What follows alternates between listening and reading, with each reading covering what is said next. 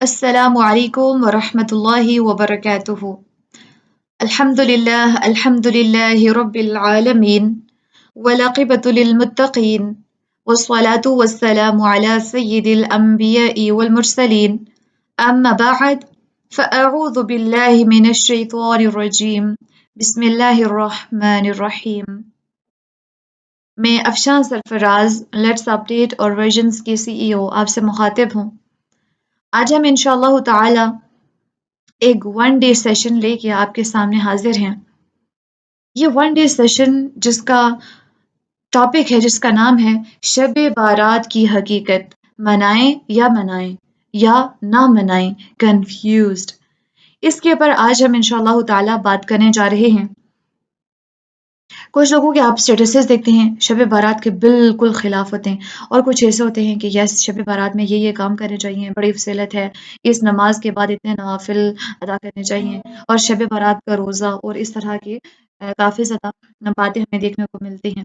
آج ہم جانیں گے کہ اس کی حقیقت کیا ہے، شب بارات کو جس سے منایا جاتا ہے ایسے ہم منائیں یا نہ منائیں، کیا کرنا چاہیے؟ ہم کنفیوز ہیں، سو آج ہم اپنی کنفیوژن کو انشاءاللہ تعالی ریزالو کرنے جا رہے ہیں۔ اب ہمیں ایک پرابلم یہ پیش آ رہی ہے کہ ہمارے اندر کنفیوژن بھر دی گئی ہے۔ اب اس کو سارٹ آؤٹ کرتے ہیں، تو سارٹ آؤٹ کرنے کے لیے ہمارے پاس علم کا ہونا ضروری ہے۔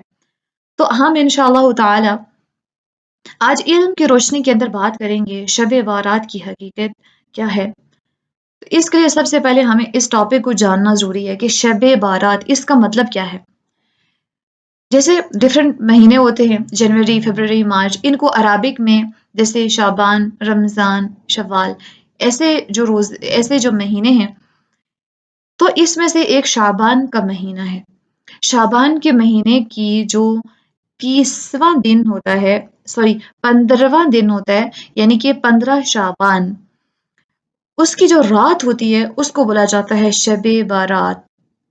ایسے یہاں پہ جو شب بارات لکھا ہوا ہے، حمزہ کی الف کے اوپر تھوڑی سی حمزہ بنی ہوتی ہے، براعت۔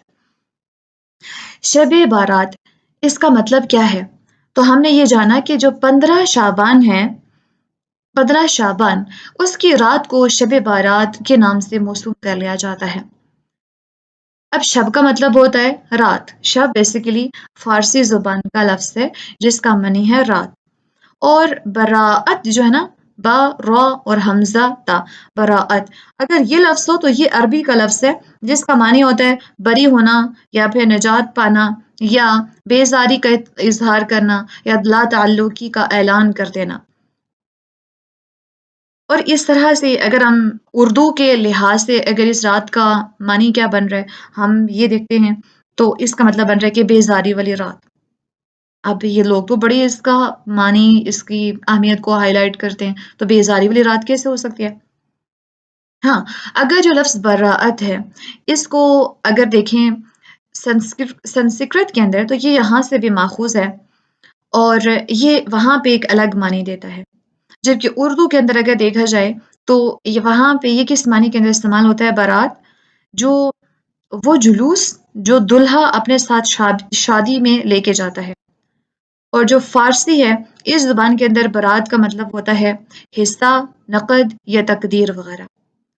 تو اب دیکھیں کہ کسی بھی لحاظ سے شب بارات کا کوئی ایسا معنی نہیں رہا جس کی وجہ سے اس کو سیلیبریٹ کیا جاتا ہے۔ شب بارات، تو یہ تو سب سے پہلی بات، اس کی فیکنس یہاں پہ بھی آپ کو نظر آ رہی ہوگی کہ یہ عربی زبان کا لفظ خود بخود ہے ہی نہیں۔ اگر ہوتا تو تب بھی، جس طرح سے لیلۃ القدر، تو لیلہ رات کو بولتے ہیں، یہاں پہ شب کا ورڈ یوز ہو رہا ہے۔ تو اگر ایسا ہوتا کہ اس کی کوئی فضیلت ہوتی ہے واقعی میں، تو اس کو عربی کے اندر لیلۃ البراءہ ایسے کہہ دیا جاتا، لیکن ہمارے سامنے کوئی ایسا نام اس کا نظر نہیں آتا، تو اس کو صرف شب براءت کے نام سے موسوم کر کے اس کو لوگوں کے اندر عام کر دیا جاتا ہے۔ اب ہم دیکھتے ہیں، ہم نے سب سے پہلے جانا کہ شب برات کا مطلب کیا ہے۔ اب ہم انشاءاللہ تعالیٰ نیکسٹ ہم جاننے جا رہے ہیں کہ ہمیں دین کا علم ملتا کہاں سے ہے۔ اوبیسلی شب برات کے اندر ہمیں ایک دین کا اس کو پارٹ سمجھ کے پھر اس کے بعد 15 شعبان کے اندر روزے، نمازیں اور نوافل اور درست درست اعمال کرنا، صدقات کرنا، یہ چیزیں سکھائی جا رہی ہیں، اور پھر قبروں کی زیارت کرنا اور ڈفرینٹ چیزیں ہمیں سکھائی جا رہی ہیں نا۔ تو اب ہم دیکھتے ہیں کہ ہمیں دین کا علم ملتا کہاں سے ہے۔ تو اگر جہاں سے ملتا ہے اس سورس سے ہمیں شب برات کے بارے میں کیا پتہ چلتا ہے وہ ہم جانیں گے۔ تو ہمیں دین کا علم سب سے پہلے سورۃ البقرہ آیت نمبر 2، ذَلِكَ الْكِتَابُ لَا رَيْبَ فِيهِ هُدًى لِّلْمُتَّقِينَ، یہ ایک ایسی کتاب ہے جس میں کوئی شک نہیں ہے، اور یہ متقین کے لیے، تقوی اختیار کرنے والوں کے لیے یا پرہیزگاری اختیار کرنے والوں کے لیے ہدایت ہے۔ تو ہمیں سب سے پہلے ہم الحمدللہ ثم الحمدللہ، اگر ہم متقین میں ہیں، تقوی اختیار کرنے والے ہیں، اللہ سے خوف کھانے والے اور اللہ کی محبت میں اس کی منع کردہ چیزوں سے رک جانے والے ہیں، تو اس کا مطلب ہے قرآن سے ہمیں یہ چیز ملتی ہے کہ ہم قرآن سے دین کا علم حاصل کریں، اور قرآن ہمیں بتاتا ہے کہ نبی اکرم صلی اللہ علیہ وسلم کی اتباع ضروری ہے۔ تو اس کا مطلب ہے کہ کوئی بھی کام اگر اس کی ہم شرعی لحاظ سے اپروول چاہتے ہیں تو وہ اس کے اندر ایک تو قرآن سے ثابت ہو یا پھر حدیث سے ثابت ہونی چاہیے۔ اب حدیث کے مطابق نبی اکرم صلی اللہ علیہ وآلہ وسلم نے فرمایا، ترکت فیکم امرین، میں تمہارے درمیان دو چیزیں چھوڑے جا رہا ہوں، لا تضلوا، ہرگز نہیں تم گمراہ ہو سکو گے، جب تک کہ ما تمسکتم بہما، جب تک کہ تم ان دونوں کو مضبوطی کے ساتھ پکڑے رہو گے۔ تو اگر ان دونوں چیزوں کو تم نے مضبوطی سے تھامے رکھا تو تم گمراہ نہیں ہوگے۔ اور وہ کون سی دو چیزیں ہیں؟ کتاب اللہ، اللہ کی کتاب، و سنتی، اور میری سنت۔ تو قرآن اور حدیث سے ہم نے دین کا علم لینا ہے، کسی اور طریقے سے نہیں، کسی کے اسٹیٹس سے نہیں کہ فلاں بندے نے اسٹیٹس لگایا ہوا لہٰذا اس نے بتایا تھا، اس کو دلیل بنا کے پھر ہم آگے پیش کرنا شروع کر دیں، یا فلاں عالم دین ہمیں یہ بتا رہا ہے کہ اس کے بارے میں یہ انفارمیشن ہے۔ نہیں، اگر وہ قرآن کی روشنی میں بتا رہا ہے، حدیث کی روشنی میں بتا رہا ہے، اس کو ایکسیپٹ کیجیے۔ اگر اس کی بات قرآن یا حدیث کے ساتھ ٹکرا رہی ہے تو چاہے وہ صحابی ہی کیوں نہ ہو، اس بات کو نہیں لیا جائے گا۔ تو ہمیں پتہ چلا کہ ہمیں دین کا علم جو ہے نا وہ قرآن سے اور حدیث سے ملتا ہے، نہ کہ کسی کے اسٹیٹس سے، نہ کسی کے آس پاس کی باتوں سے، اور نہ ہی ہمیں چلتے پھرتے جو پوسٹرز لگے ہوتے ہیں جو بغیر علم کے، بغیر تحقیق کے ہم فالو کر رہے ہوتے ہیں، ان سے ہمیں ملتا ہے۔ نیکسٹ چیز ہم جانتے ہیں کہ ہمارا دین کیا مکمل ہو چکا ہے، یا ابھی علماء کے پاس اجازت ہے کہ اس دین کو نئے طریقے سے بنا سکتے ہیں، یا فقہاء جو ہیں یا اولیاء جو ہیں کیا وہ اس دین کو چینج کر سکتے ہیں، یا نئی نئی عبادات ہمیں بتا سکتے ہیں اور ان کی بات کو ہمیں کیا ماننا چاہیے۔ اس سوال کا جواب ہم انشاءاللہ تعالی قرآن کی آیت کی ہی روشنی میں دیکھتے ہیں۔ اللہ سبحانہ و تعالی فرماتے ہیں، اليوم اکملت لکم دینکم واتممت علیکم نعمتی ورضیت لکم الاسلام دینا۔ سورۃ المائدہ ہے کہ اللہ سبحانہ و تعالی فرماتے ہیں، آج، الیوم، آج کے دن میں نے تمہارے لیے تمہارا دین مکمل کر دیا، وَأَتْمَمْتُ عَلَيْكُمْ نِعْمَتِي، اور میں نے تم پر اپنی نعمت پوری کر دی، وَرَضِيتُ لَكُمُ الْإِسْلَامَ دِينًا، اور تمہارے لیے اسلام کو بحیثیت دین پسند فرمایا یا پسند کر لیا۔ اس کا مطلب ہے کہ دین مکمل ہو چکا ہے، نبی اکرم صلی اللہ علیہ وسلم نے جو باتیں بتائیں وہ کمپلیٹ ہو چکی ہیں، اس کے بعد جو عبادات بتانی تھی بتا گئے، جو کام کرنے ہیں، جس مہینے کی اہمیت ہے، جو دین کے اندر ایسی بات جو کہ ہماری آخرت کے لیے بہتر ہے، سب بتا گئے۔ اب اب دنیاوی لحاظ سے ٹیکنالوجی کو اڈاپٹ کر کے آپ پروگریس کر سکتے ہیں، اور دین کو آپ ماڈرنائز نہیں کر سکتے، دین کو آپ یہ نہیں کر سکتے کہ اچھا ایک بات کرتے ہیں کہ آج کل ایسا ہوتا ہے کہ فجر کی جو ہے نا ہمیں فرض 2 رکعتیں پڑھنی ہوتی ہیں، لیکن دیکھو وہ تو پرانی دور تھا، تب سردی ہوتی تھی تو لوگ کھڑے نہیں ہو سکتے تھے، اب ہیٹرس وغیرہ لگا کے تو نارمل ٹیمپریچر ہو سکتا ہے، اور اس طرح سے گرمیوں کے اندر بہت زیادہ تب گرمی ہوتی تھی، اب ہم اس طرح لگا کے ٹیمپریچر ماڈریٹ کر سکتے ہیں۔ ایسا کرتے ہیں کہ ہم نا 2 کے بجائے ہم فجر کی 6 رکعتیں پڑھتے ہیں فرض، ایسا نہیں ہوگا۔ ہم دین کو اپنے حساب سے ڈیفائن نہیں کریں گے، بلکہ جس طرح سے ہمیں دین کو جن سورسز سے حاصل کرنے کا کہا گیا ہے، ہم نے ان کو وہیں سے حاصل کرنا ہے۔ تو اس سوال کا جواب ہمیں مل گیا کہ یس، اللہ سبحانہ وتعالی نے خود بتا دیا کہ دین ہمارا مکمل ہو چکا ہے. ہمیں معلوم پڑا ہمارا دین مکمل ہو چکا ہے. تو ہم نے یہ چیز سیکھی کہ شب بارات جو ہے بیسکلی عربی ورڈ کا، جو عربی زبان ہے اس کا لفظ ہے ہی نہیں. یہ نمبر ون.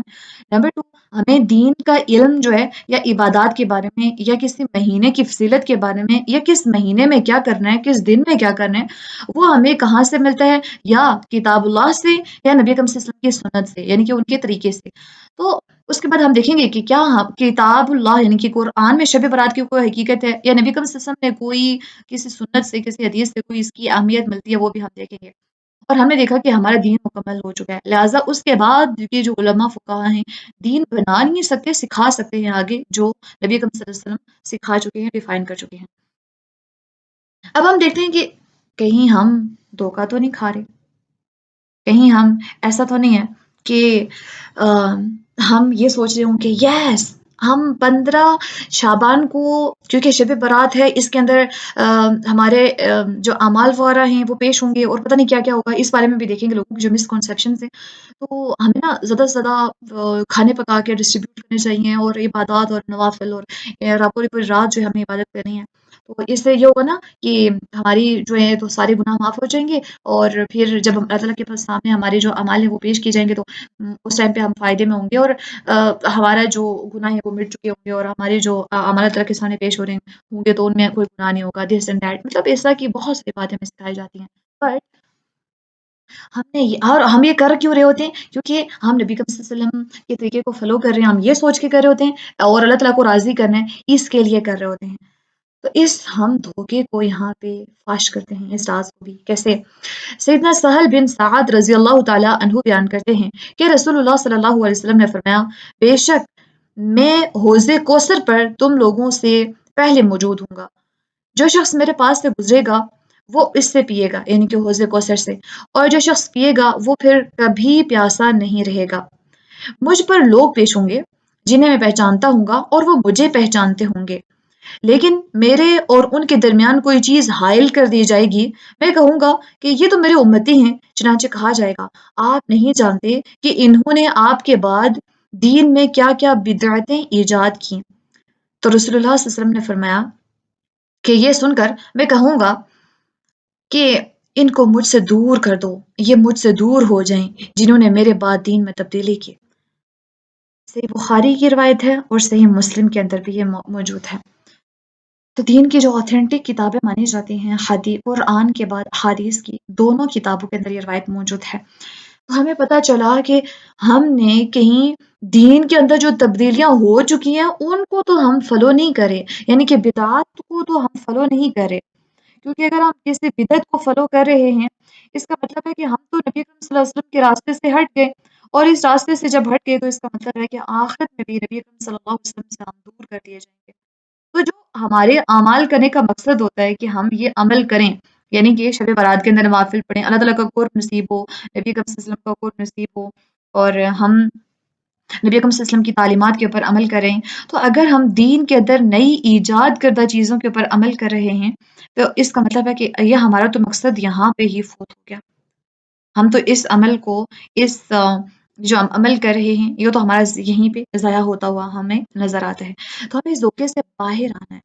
اور دھوکے سے کیسے باہر آئیں گے؟ کہ ہمیں سمجھنا ہے کہ جو ہم عمل کر رہے ہیں آیا کہ وہ کوئی بدعت ہے یا واقعی میں نبی اکرم صلی اللہ علیہ وسلم سے ثابت ہے. اور یہ ہمیں کیسے پتہ چلے گا؟ obviously یہ ہمیں پتہ چلے گا جب ہم علم کو حاصل کریں گے. اب ہم دیکھتے ہیں کہ ویسے جو شب برات ہے یا 15 شعبان کی رات ہے، اس کے اندر کون کون سی بدعات کی جا رہی ہوتی ہیں؟ اکثر لوگ کیا کرتے ہیں کہ قبروں کی ذاتوں کا اہتمام کرتے ہیں، اور ان کا اہتمام کرنے کے ساتھ ساتھ وہاں پہ جا کے چراغاں بھی کرتے ہیں. اکثر لوگ یہ جو اگربتی ہے اس طرح کی کوئی خوشبو ہوتی ہے وہ بھی لے کے جاتے ہیں، پھر قبرستان کی صفائیاں کرتے ہیں، اور پھر اس کے اوپر یہ خوشبو وغیرہ لگا کے پھر وہاں پہ بیٹھ کے دعائیں کرتے ہیں مردوں کے لیے. اور اس کے بعد پراپرلی پوری فیملیز سم ٹائمز جاتی ہیں، اور سم ٹائمز جو فیملیز کے میلز ہوتے ہیں وہ جاتے ہیں، اور سم ٹائمز مکسنگ ہوتی ہے کہ سب لوگ جاتے ہیں. تو سب سے پہلی یہ مسکنسیپشن ہے کہ اس رات کے اوپر خاص طور پر قبرستان کی زیارت کرنا کہیں سے ثابت نہیں ہے کہ اس رات کے اوپر نا وہاں پہ جا کے چراغاں کیا جائے۔ دوسرا یہ ہے کہ اس اکثر ایسا ہوتا ہے 15 شعبان میں آتش بازی کی جاتی ہے اور چراغاں کی جاتی ہے، جبکہ یہ ہمارے کسی بھی تہوار کے اندر ویسے بھی شامل نہیں ہے، چاہے عید الفطر ہو، عید الاضحیٰ ہو، کہ آپ اس طرح سے آتش بازی کریں، نقصان خود کو بھی پہنچائیں، دوسروں کو بھی پہنچائیں۔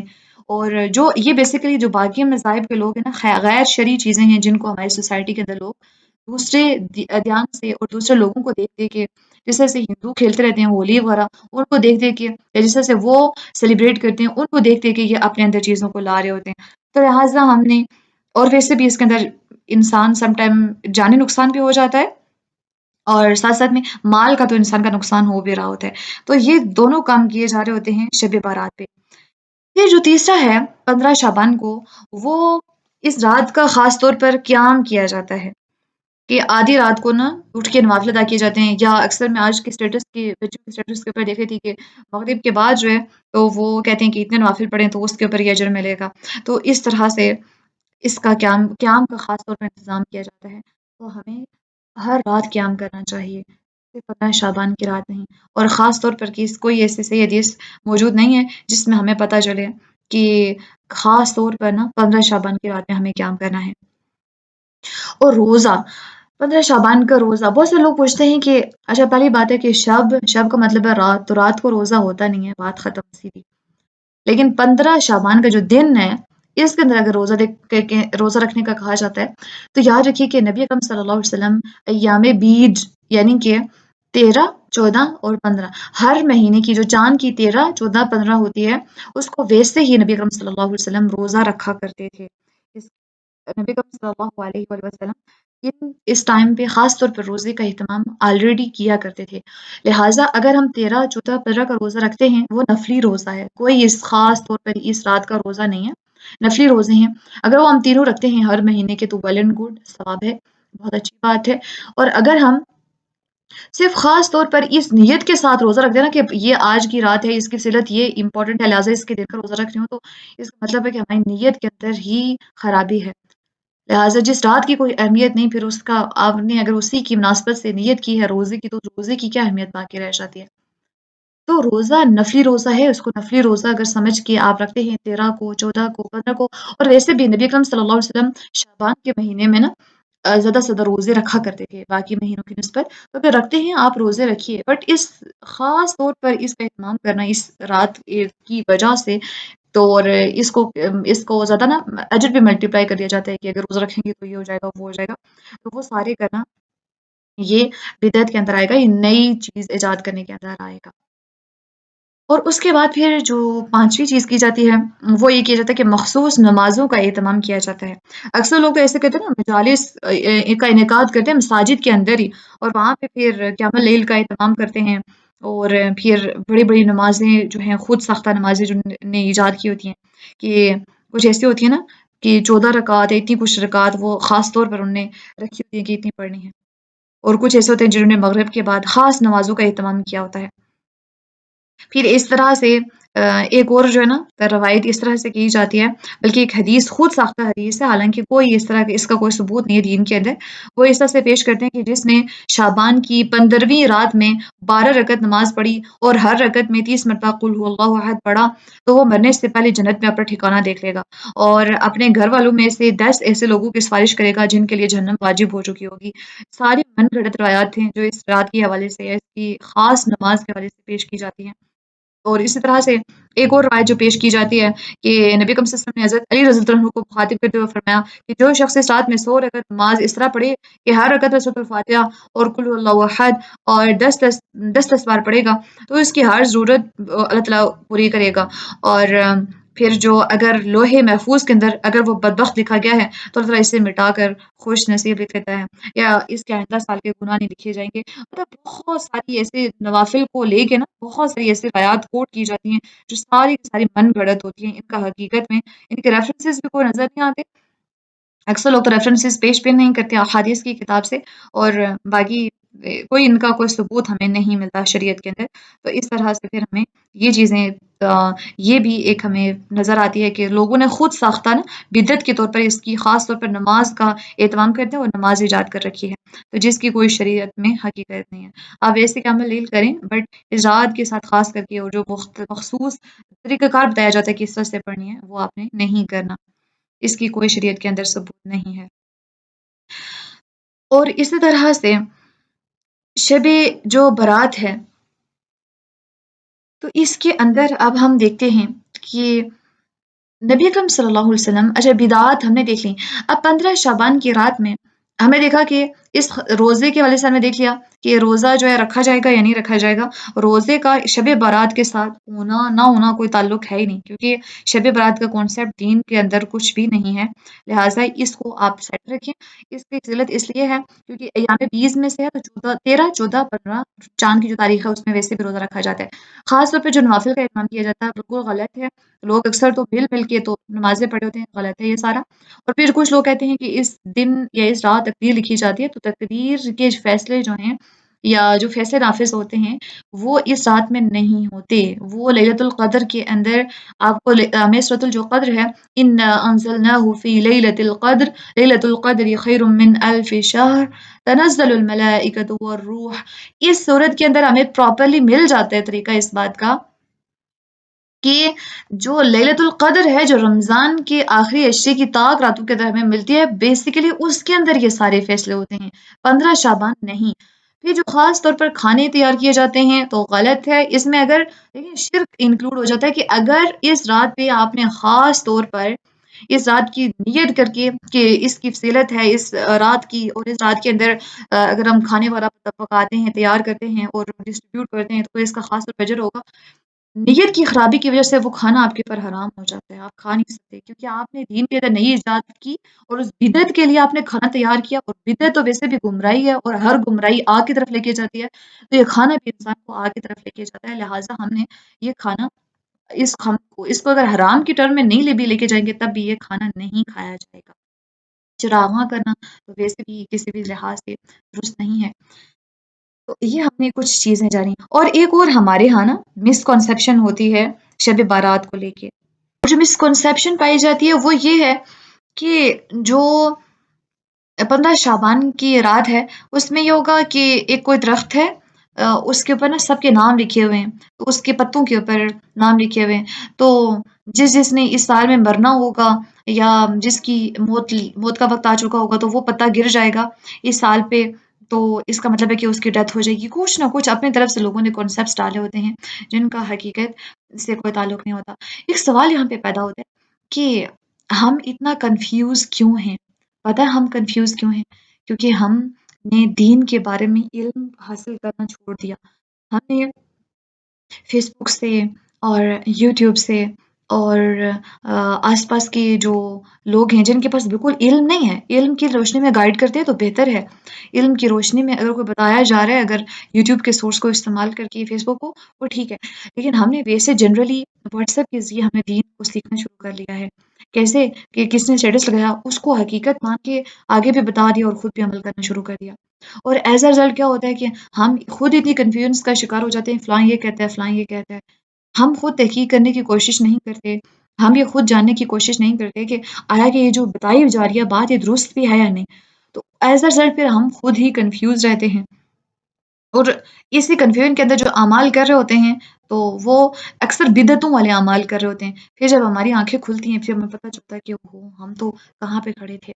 اور آج بھی میرے اسٹوڈنٹس میں سے کچھ اتنی سارے اسٹوڈنٹس ہیں جنہوں نے آج بھی اسٹیٹس لگایا ہوا ہے شب بارات کے اندر اتنے نوافل پڑھنے کا اتنا ثواب ملتا ہے، پتہ نہیں اتنے گناہ معاف ہوتے ہیں، اتنے لوگوں کو جنت کی آگ سے آزاد کر لیا جاتا ہے، اور بہت کچھ لگایا جا رہا ہے. اب یہ پڑھنے کا ٹائم ہوتا ہے پھر ہم ان کو پڑھتے بھی ون بائی ون.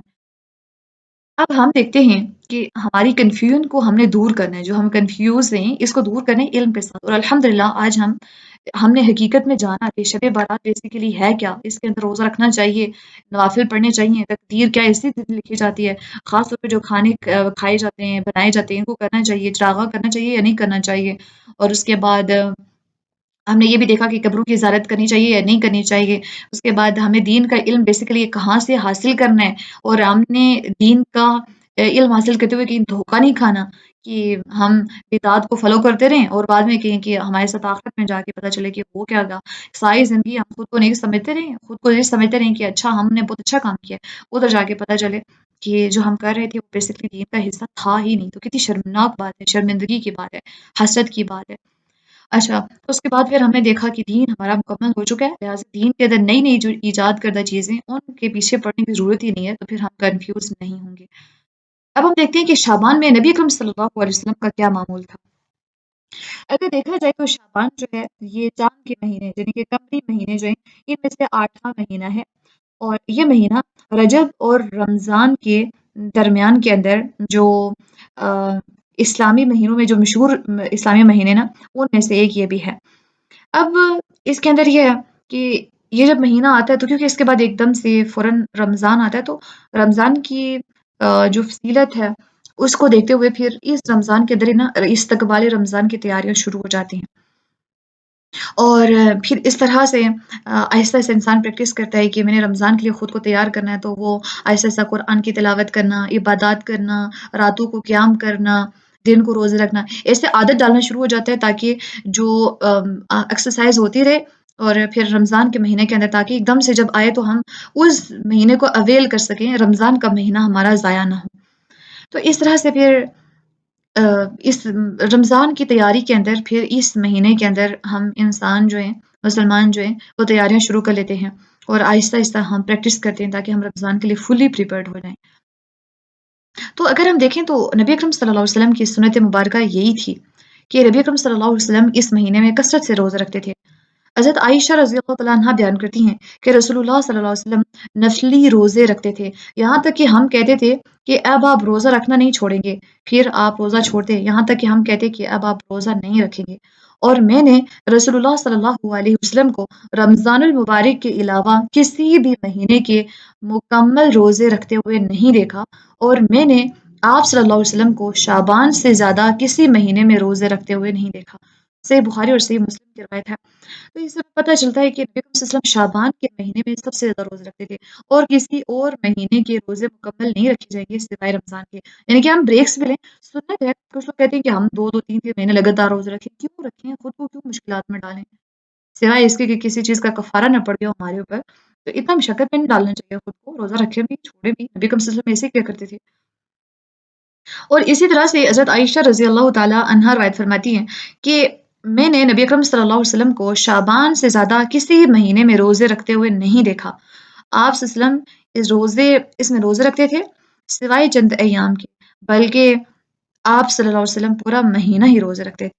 تو کچھ روایات کے اندر ملتا ہے کہ یعنی کہ سب سے اگر اوور آل جو اس سے ریلیٹڈ ساری کی ساری ہمیں احادیث ملتی ہیں ان کو کمبائن کریں تو سب سے زیادہ نبی صلی اللہ علیہ وسلم روزے رکھا کرتے تھے شعبان کے مہینے کے اندر. اور اسی طرح سے نبی اکرم صلی اللہ علیہ وآلہ وسلم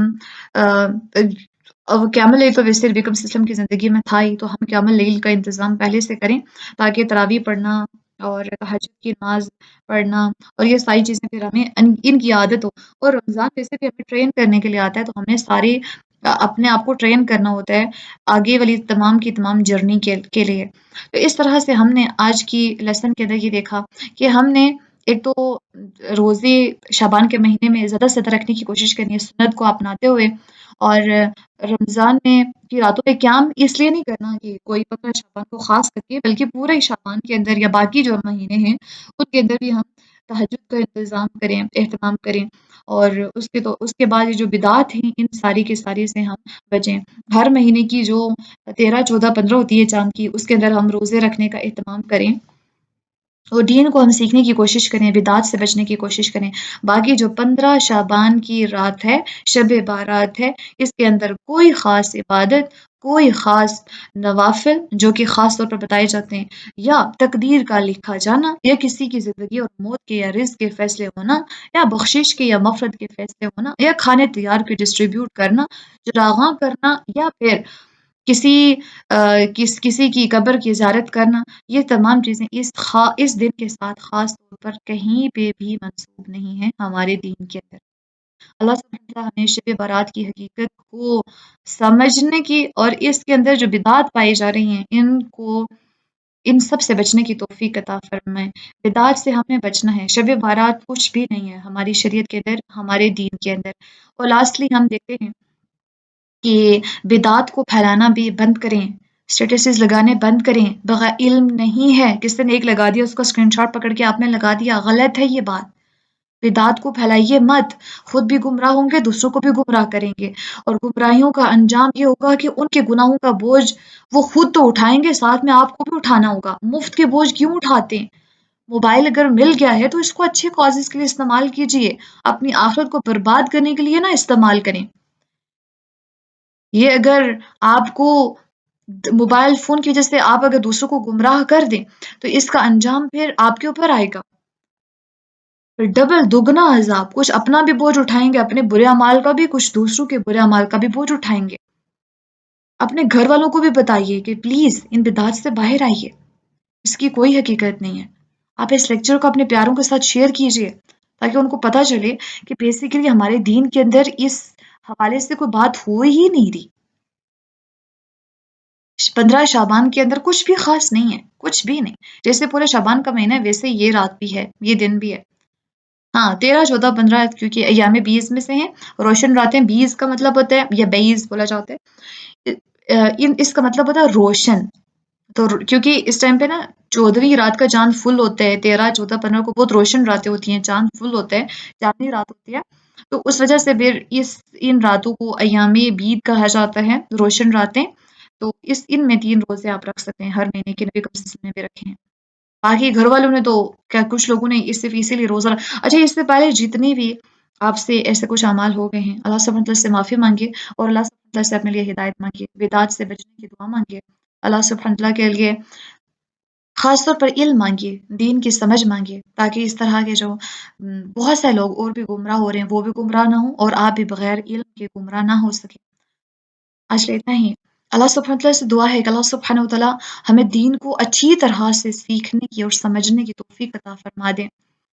اور ایک بات یاد رہے کہ شب برات کی اہمیت کے اوپر آپ کو بہت سے لوگ بہت سے روایات بیان کرتے ہوئے نظر آئیں گے، ان کی اگر جو پراپر تحقیق کی ہے وہ ساری کی ساری بہت ساری ایسی ہیں جو ہیں ہی نہیں، خود ساختہ ہیں، اور کچھ ایسی ہیں جو بالکل جو روایت کرنے والے راوی خود ہیں، جو حدیث کی کتاب لکھنے والے یا جو حدیث کو کوٹ کرنے والے ہیں، اس کے اندر خود بتایا کہ یہ ضعیف احادیث ہیں، لہٰذا اس کے اندر آپ کو اگر کوئی آپ سے بحث کرتا ہے ان کو گائیڈ کیجیے، رہنمائی کیجیے۔ اللہ سبحانہ وتعالیٰ ہم سب سے قبول فرمائیں، اور اللہ سبحانہ وتعالیٰ ہمیں رمضان تک بخیر و عافیت پہنچائیں، اور رمضان کے مہینے کے اندر ہمیں رمضان کو ضائع کرنے سے بچائیں، اور رمضان کی جو اہمیت ہے، اس کے جو سارے کے سارے فضائل ہیں وہ ہمیں اچھی طرح سے سیکھنے کی، اور اللہ سبحانہ وتعالیٰ ہمیں ان مسائل کو، رمضان کے جو احکامات ہیں ان کو اچھی طریقے سے سیکھنے کی، اور رمضان کے مہینے کو بھرپور انداز میں جینے کی، اس کو گزارنے کی توفیق عطا فرمائیں۔ اللہ سبحانہ وتعالیٰ ہمیں ہمت دیں تاکہ ہم اپنی کمر کسیں اور رمضان کے لیے خود کو تیار کر سکیں۔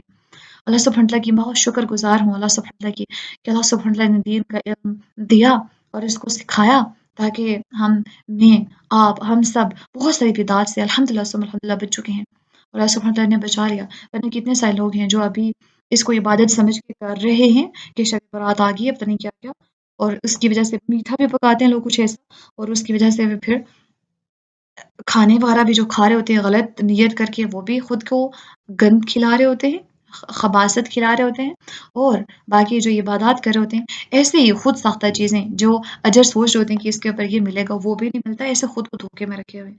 اللہ نے ہمیں ہدایت نصیب فرمائی، اس کے اوپر اللہ سبحانہ وتعالیٰ کا کروڑ شکر۔ آج کے اتنا ہی۔ سبحانك اللهم وبحمدك أشهد أن لا إله إلا أنت أستغفرك وأتوب إليك. ربنا ربنا تقبل منا إنك أنت السميع العليم. ربنا آتنا في الدنيا حسنة وفي الآخرة حسنة وقنا عذاب النار. اللهم صل وسلم على نبينا محمد صلى الله عليه وسلم.